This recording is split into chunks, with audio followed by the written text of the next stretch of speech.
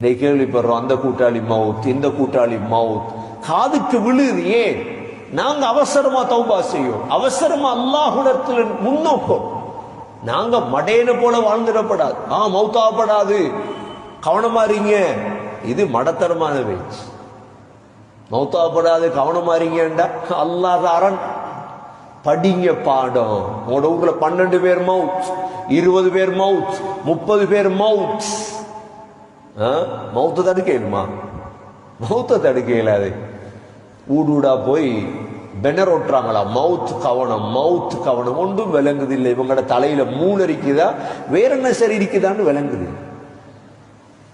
ஒன்றுமே விளங்குது இல்லையே. கொஞ்சமா சிந்திக்கிறாங்க இல்லையே. அல்லாஹ் ஏன் மௌத்த தாரா? வீட்டுக்குள்ள இருந்தவன் தானே மௌத்தாகிறா, வெளியே சுத்தினோட மௌத்தாகிறா. வீட்டுள்ளுக்கு இருக்கிறார், பாதுகாப்பா இருக்கிறார், கவனமா இருக்கிறார்.